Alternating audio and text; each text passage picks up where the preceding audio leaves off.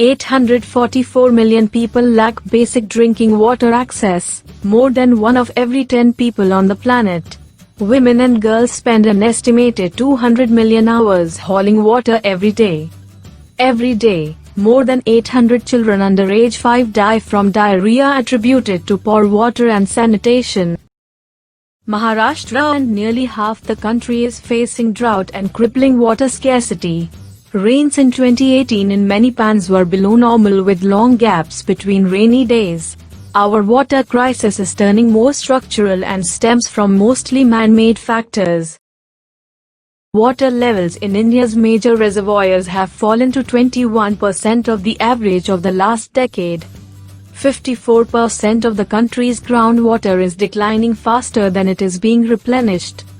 There is a crippling dependence on monsoon rains to replenish most of India's key water sources, underground aquifers, lakes, rivers and reservoirs. Close to half the country, about 600 million people, face severe scarcity year after year. A June 2018 Niti Aayog report forecasts water demand will be twice the present supply and India could lose up to 6% of its GDP. India's water table is falling in most parts. There is fluoride, arsenic, mercury, even uranium in our groundwater.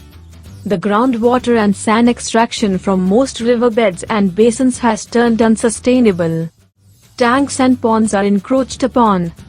Dug wells and borewells are constructed with alarming impunity to slide deeper and deeper to suck water from greater depths.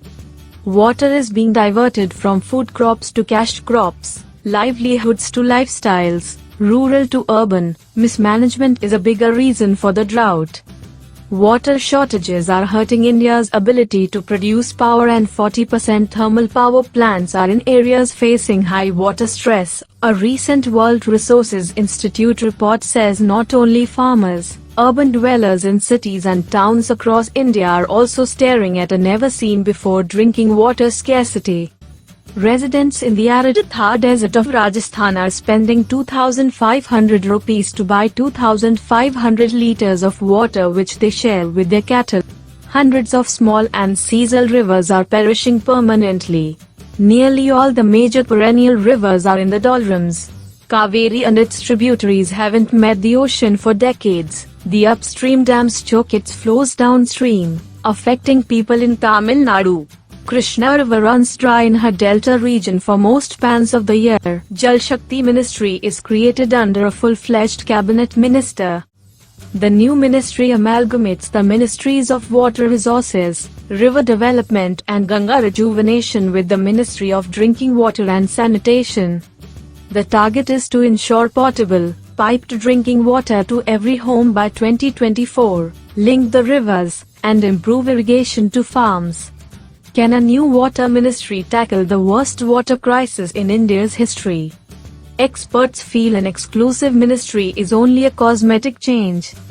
Water is a state subject and unless states make specific requests the centre can't intervene. Linking rivers is fraught with ecological and environmental costs.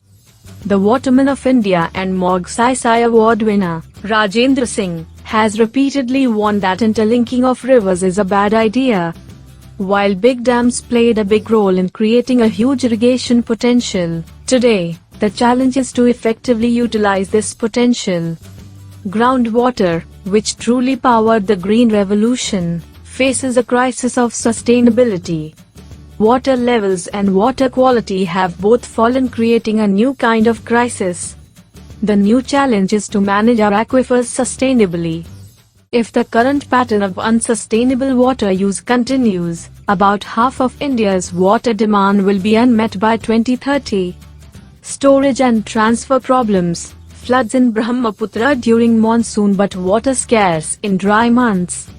India's priority must be to make our irrigation and water systems amenable to modern concepts, to complete irrigation and water sector reforms, to implement improved water management, governance and regulation practices, pricing system for water, for making people use water efficiently.